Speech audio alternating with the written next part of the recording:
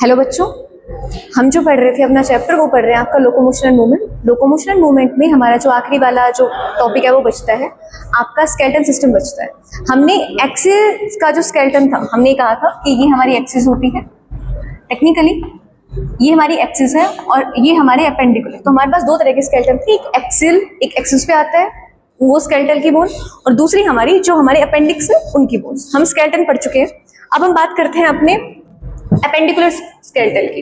तो अगर हम अपेंडिकुलर स्केलेटल की बात करें तो हमारे मेन एक्सिस में जो भी आ रहा था उसके बाद अगर हम अपने हाथ पैर की बात करें वो हमारे अपेंडिकुलर स्केलेटल में आता है। सबसे पहले आते हैं हमारे फोर लिम्स। फोर लिम्स को अपने हाथ कहते हैं, तो टेक्निकली हमारे दोनों हाथ हमारे फोर लिम्स में आएंगे। मैं आपको एक हाथ की बोन बताती हूँ, उससे हमें दोनों हाथ की बोन का आइडिया हो जाएगा। सबसे पहले अगर हम बात करें हमारे फोर लिम्ब की, तो हमारे फोर लिम्ब में सबसे पहले जो आपकी बोन होती है, जो यहाँ पे जो बोन होती है उसे हम बोलते हैं ह्यूमरस।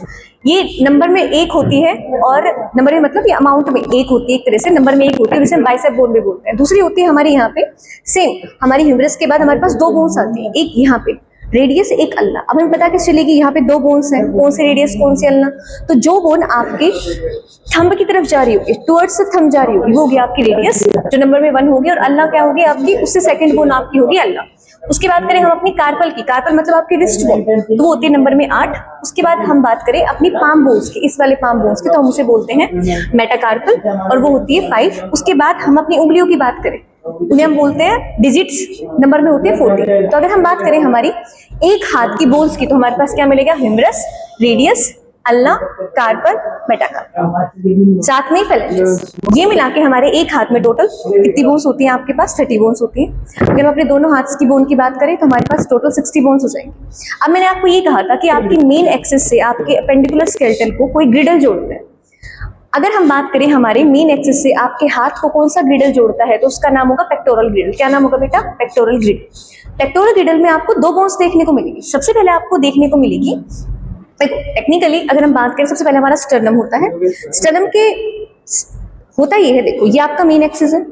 मेन एक्सिस से जोड़ने के लिए आपको ग्रिडल चाहिए। ग्रिडल में आपको दो बोन देखने को मिल रही है। ग्रिडल में आपको देखने को मिलेगी इस तरीके से एक ट्रायंगुलर शेप की स्ट्रक्चर या ट्रायंगुलर बोन, जिसका नाम होगा स्कैपुला। स्कैपुला कहाँ प्रेजेंट होगा बेटा, हमारे हाथ के पीछे इस साइड एरिया में हमें स्कैपुला देखने को मिलेगी। अब जो स्कैपुला है उसको और आपके स्टर्नम को एक तरह से टेक्निकली जोड़ने के लिए आपके पास होगी दूसरी बोन, जिसे हम बोलेंगे क्लेविकल। क्या बोलेंगे बेटा, क्लेविकल। तो क्लेविकल को हम अपनी कोलर बोन भी बोलते हैं। तो टेक्निकली आपका जो ग्रिडल है वो दो बोन से मिलकर बना होता है। पीछे आपकी स्कैपुला, सॉरी पीछे आपका, ओके डन, पीछे आपके स्कैपुला और यहाँ पे आके आपका क्लेविकल। तो पीछे स्कैपुला और आगे क्लेविकल क्या बनाता है, आपका ग्रिडल बनाता है। अगर हम बात करें कि आपकी जो स्टर्नम होता है उससे आपकी कौन सी वाली ग्रिडल की बोन जुड़ी होती है, तो हम कहेंगे भी क्लेविकल। कोलर बोन आपकी स्टर्नम से जुड़ी होती है। तो टेक्निकली हुआ क्या, स्टर्नम जो है आपकी मेन एक्सिस की हड्डी है। मेन एक्सिस की हड्डी से आपके ग्रिडल को कौन जोड़ रहा है, आपका क्लेविकल साथ में जोड़ रहा है। तो क्लेविकल स्कैपुला। अगर हम बात करें कि आपका जो क्लेविकल है वो स्कैपुला के साथ डायरेक्ट जॉइंट में होता है, मतलब मान लो ये आपकी ट्रायंगुलर बोन है, ये आपका स्कैपुला, तो स्कैपुला के ऊपर ये डायरेक्ट जॉइंट में होगा या फिर कोई स्ट्रक्चर होगी साथ में, तो हम कहेंगे एक स्ट्रक्चर होगी। स्ट्रक्चर कैसी होगी, आपके ही स्कैपुला से इस तरीके से, ये आपका स्कैपुला है, आपके स्कैपुला से एक फ्लैट बोन जैसी स्ट्रक्चर एक्सटेंड होगी बाहर की तरफ। ये स्कैपुला है ट्रायंगुलर शेप, इसके अंदर से एक फ्लैट बोन जैसी स्ट्रक्चर इस तरीके से बाहर निकलेगी, एक्सटेंड होगी, जिसका नाम होगा एक्रोमियन प्रोसेस। क्या होगा बेटा, एक्रोमियन प्रोसेस। इस एक्रोमियन प्रोसेस पे आपकी क्लेविकल आएगी और फिर वो स्टर्नम से जाके, तो टेक्निकली हुआ क्या, हमारे पास ग्रिडल है। ग्रिडल का नाम क्या है, पेक्टोरल ग्रिडल। ये पेक्टोरल ग्रिडल आपके दोनों हाथों को आपकी जो मेन एक्सिस है उससे जोड़ रहा होता है। तो होता क्या है, हमारे स्टर्नम से पहले क्लेविकल जुड़ती है। क्लेविकल को आपकी स्कैपुला जो आपकी ग्रिडल की दूसरी बोन है उससे जोड़ने के लिए हमारे पास एक्रोमियन प्रोसेस होती है। एक्रोमियन प्रोसेस टेक्निकली होती क्या है, आपकी फ्लैट एक्सटेंडेड स्ट्रक्चर जो कि अराइज होती है आपके स्कैपुला से। ये दोनों जब जॉइंट बना लेंगे इसके बाद ये पूरा आपका क्या बन जाएगा, आपका पेक्टोरल ग्रिडल। अब हमारे स्कैपुला में एक कैविटी होती है जिसका नाम होता है ग्लेनोइड कैविटी। आपका जो ह्यूमरस है, क्योंकि हमने क्या कहा ये आपकी मेन एक्सिस है, ये आपका ग्रिडल है, और ग्रिडल से यहाँ से आपके क्या जुड़े हुए हैं, आपके हाथ जुड़े हुए हैं। तो हुआ क्या है, आपके पास स्कैपुला के अंदर एक कैविटी होती है। कैविटी मतलब एक गड्ढा होता है, उस गड्ढे का नाम होता है ग्लेनोइड कैविटी। उस ग्लेनोइड कैविटी में आपका जो ह्यूमरस होता है वो आके जुड़ता है। तो अगर हम बात करें एक साइड के पेक्टोरल ग्रिडल में कितनी बोन हुई, 2। तो हमारे दो साइड के पेक्टोरल ग्रिडल में कितनी बोन होती है बेटा, 4। अब एक काम करो, आप इसका स्क्रीनशॉट लो। तो बेटा आपने आपकी जो फोर लिम्स थे उनकी बोन्स लिख ली।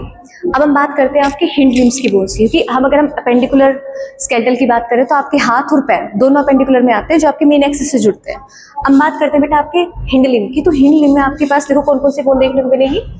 सबसे पहले फीमर, फीमर आपकी थाई बोन होती है, ये आपकी सबसे लार्जेस्ट बोन है, नंबर में 1 होती है। उसके बाद होती है आपकी टिबिया, जैसे आपके यहाँ पे ह्यूमरस, रेडियस और अडना थी ना, इस तरीके से ही आपके पैरों में सबसे पहले आपके फीमर होती है, उसके बाद टिबिया और फिबुला साथ साथ पाई जाती है। अगर हम ये देखने की कोशिश करें कि कौन सा टिबिया है कौन सा फिबुला, तो हमें पता चलेगा जो आपका टिबिया है वो थंब की तरफ होता है, उसके बाद होता है आपके फिबुला, दोनों नंबर में कितनी है 1 1। उसके बाद होती है आपकी पटेला, पटेला क्या होती है आपकी नी कैप होती है जो नंबर में 1 होती है। उसके बाद होती है बेटा आपकी टार्सल्स, ठीक है 7। उसके बाद मेटाटार्सल्स, सेम जैसे पाम के थे वैसे पैरों के भी होते हैं 5। फेलेंजेस उंगलियां कितनी होती है बेटा 40। अगर मैं बात करूं हमारे एक हाथ में 30 बोन्स हैं तो 2 में कितनी होगी आपकी 60 बोन्स। अब सेम जैसे हमारे हाथों को आपके मेन एक्सिस से जोड़ा जा रहा था वैसे ही आपके पैरों को भी मेन एक्सिस से जोड़ा जाएगा। इसके लिए हमारे पास मिलेगा पेल्विक ग्रिडल। क्या मिलेगा बेटा पेल्विक ग्रिडल। जैसे वहां पे हमारे पेक्टोरल ग्रिडल को बनाने के लिए बोन्स थी, यहाँ पे भी पेल्विक ग्रिडल को 2 कोएक्सियल बोन बनाती है। कौन सी बनाती है 2 कोएक्सियल या फिर कोएक्सियल बोन बनाती है। ये तो 2 कोएक्सियल बोन होती है, ये टेक्निकली पेल्विक ग्रिडल बना रही होती है। अब देखो हमारे जो मेन एक्सिस है उसके बाद आपकी कौन सी है आपका पेल्विक ग्रिडल है, उससे आपके दोनों पैर जुड़े हुए हैं। पेल्विक ग्रिडल में कितनी बोन 1 और 2। अब हम कहेंगे आपकी जो एक बोन है, एक कोएक्सियल बोन है, वो किससे बनी होती है, वो बनी होती है 3 बोन के फ्यूजन से। फ्यूजन से मतलब 3 बोन के जुड़ने से आपकी क्या बनी होती है कोएक्सियल बोन बनी होती है। सबसे पहले इलियम, फिर आपकी प्यूबिस और फिर आपकी ईशियम। इलियम प्यूबिस और ईशियम से मिलके आपका एक कोएक्सियल बोन बना होता है, दूसरा भी सेम स्ट्रक्चर से बना हुआ होगा। अब आपकी दोनों बोन्स के बीच में एक जॉइंट होता है, उस जॉइंट को हम बोलते हैं प्यूबिस सिम्फाइसिस। क्या बोलते हैं बेटा प्यूबिस सिम्फाइसिस। अब जैसे हमारे पेक्टोरल ग्रिडल में कैविटी थी जिससे आपका ह्यूमर जुड़ता था, ऐसे ही आपके पेल्विक ग्रिडल में कैविटी होती है जिसका नाम होता है एसिटिबुलम कैविटी। क्या नाम होता है एसिटिबुलम कैविटी। इसमें आपका जो फीमर होता है वो आके जुड़ता है इस तरीके से आपका फीमर आपकी इस कैविटी में आके जुड़े। तो देखो मैं फिर से रिपीट कर रही हूँ, आपके पास हिंड लिम्ब है, हिंड लिम्ब में आपके पास फीमर, टिबिया, फिबुला, पटेला, टार्सल, मेटाटार्सल, फेलेंजेस। अगर हमारे एक पैर में 30 हड्डियां हैं तो 2 में मिला के टोटल होगी 60। उसके बाद अगर हम अपने पेल्विक ग्रिडल्स की बोन की बात करें तो वो होती है हमारे पास नंबर में 2। कितनी होती है बेटा 2। तो अगर हम अपने हिंड लिम्ब की टोटल बोन्स की बात करें तो होंगे हमारे पास 62। कितनी होगी बेटा 62। अगर अपने फोर लिम्ब की बात करें तो 60 तो हमारे हाथों में थी, ग्रिडल में कितनी थी, दोनों का मिला के 4। तो टोटल हमारे पास हमारे एपेंडिकुलर एक्सिस में बोन हुई 126। इस तरीके से आपकी टोटल हड्डी आ जाती है। बेटा आप एक बार इसको स्क्रीनशॉट ले लिया उतार ले। तो देखो अब तक हम जो चैप्टर पढ़ते हैं उसमें जब हम अपना मेन कोर्स पढ़ लेते तो हम हमेशा अपने ह्यूमन फिजियो में जो जो हमने सिस्टम पढ़े हैं उनकी बीमारियां पढ़ते थे। ऐसे ही अगर हमारे पास डिसऑर्डर्स की बात करी जाए आपके अभी मेरे को पता नहीं इस सिस्टम की, तो इसमें हमारे पास कुछ डिसऑर्डर्स मिलते हैं। पहला हमारा डिसऑर्डर है बेटा मैस्थेनिया ग्रेविस। मैस्थेनिया ग्रेविस में क्या होता है टेक्निकली एक ऑटोइम्यून डिजीज है। ऑटोइम्यून डिजीज का मतलब, ऑटोइम्यून का मतलब होता है एक ऐसी बीमारी जिसमें आपकी खुद की इम्यून सेल्स अपनी ही सेल्स को फौरन समझ के उनसे लड़ने लग जाए। यहाँ पे क्या होता है आपके मैस्थेनिया ग्रेविस में आपके पास जो एसिटाइल कोलिन के रिसेप्टर्स होते हैं, अगर आपको याद आ रहा होगा तो हमने कहा था आपका जो न्यूरॉन है आखिरी में एसिटाइल कोलिन रिलीज करता है जो कि मसल कॉन्ट्रैक्शन के लिए हेल्पफुल है। वही मसल कॉन्ट्रैक्शन करा रहा होता है, सिग्नल दे रहा होता है। जो आपके एसिटाइल कोलिन के रिसेप्टर है आपके मसल्स पे पाए जा रहे हैं, उनके ही खिलाफ आपका इम्यून सिस्टम एंटीबॉडी बनाने लग जाता है। अगर वो उनके खिलाफ एंटीबॉडी बना रहा है तो सिग्नल रिसीव होंगे नहीं, क्यों रिसेप्टर तो खत्म हो गए। अगर सिग्नल रिसीव नहीं हो रहे तो आपके जो मसल्स है वो वीक पड़ जाएंगी, वो काम करेंगी ही नहीं, थोड़े टाइम बाद वो काम करना बंद कर देंगी। तो ये बीमारी कैसे है, एक ऑटोइम्यून डिसऑर्डर है। ऑटोइम्यून डिसऑर्डर में क्या करा इसने, आपकी मसल्स के पास जो एसिटाइल कोलिन के रिसेप्टर्स है उनको ही खत्म कर दिया। किसने, आपकी खुद की बॉडी की एंटीबॉडीज ने। क्यों, उन्होंने क्या समझ लिया, इनको फौरन समझ लिया। फौरन समझने के बाद इसने क्या करा, एंटीबॉडी ने इन पे अटैक करा, ये डिसेबल्ड हो गए। डिसेबल्ड होने के बाद आपकी मसल्स को अगली बार सिग्नल मिले ही नहीं। सिग्नल नहीं मिले तो बीमारी कौन सी होगी आपके पास, मैस्थेनिया ग्रेविस। सिम्टम क्या होता है बेटा, आपकी मसल्स वीक हो जाती है, काम करना बंद कर देती है। दूसरा है हमारे पास मस्कुलर डिस्ट्रोफी। मस्कुलर डिस्ट्रोफी में क्या होता है बेटा, आपका इसका मेन सिम्टम है आपकी जो मसल्स है वो डिजनरेट हो जाती है। डिजनरेट होने का मतलब क्या होता है, देखो डिजनरेट होने का यहाँ पे ये मतलब है कि आपके पास सबसे पहले तो ये एक जेनेटिक डिजीज है। देखो जैसे हमारी पहली बीमारी ऑटोइम्यून थी, ये हमारी एक जेनेटिक डिजीज है। जेनेटिक डिजीज में क्या होता है बेटा, आपका एक जीन था जो एक प्रोटीन बना रहा था डिस्ट्रोफिन। डिस्ट्रोफिन क्या करता है, ये आपकी मसल्स को बाइंड करने में हेल्प करता है। अगर ये एक जेनेटिक डिसऑर्डर है तो इसमें होगा क्या, जेनेटिक डिसऑर्डर में कोई आपका जीन म्यूटेट होगा तो होगा क्या, आपका जो जीन है जो डिस्ट्रोफिन प्रोटीन बना रहा है यही म्यूटेट हो जाएगा। अगर जीन म्यूटेट हुआ तो डिस्ट्रोफिन प्रोटीन बनेगा नहीं, मसल बाइंडिंग क्या हो जाएगी, वीक। इस वजह से धीरे धीरे आपकी मसल्स क्या हो जाती है, डिजनरेट हो जाती है। क्या हो जाती है बेटा, डिजनरेट। तो देखो मिस्थेनिया ग्रेविस एक ऑटोइम्यून डिसऑर्डर है, मस्कुलर डिस्ट्रोफी एक जेनेटिक डिसऑर्डर है जिसमें वो जीन जो मसल बाइंडिंग प्रोटीन बना रहा है वो क्या पड़ जाता है, आपका नहीं बनता है। नहीं बनने की वजह से आपकी जो मसल्स है वो क्या कर जाती है, डिजनरेट कर जाती है टाइम के साथ साथ।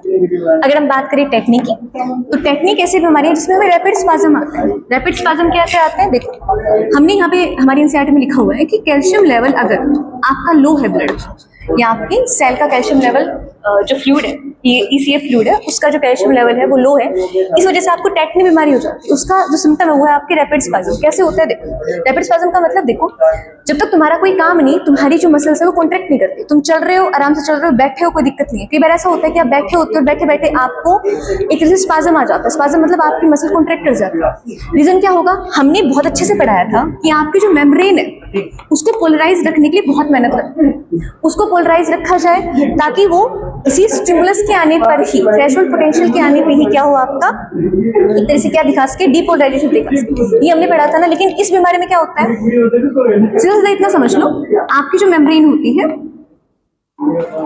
उसको स्टेबलाइज रखने के लिए, क्या रखने के लिए, स्टेबलाइज रखने के लिए कैल्शियम आयंस की भी जरूरत होती है।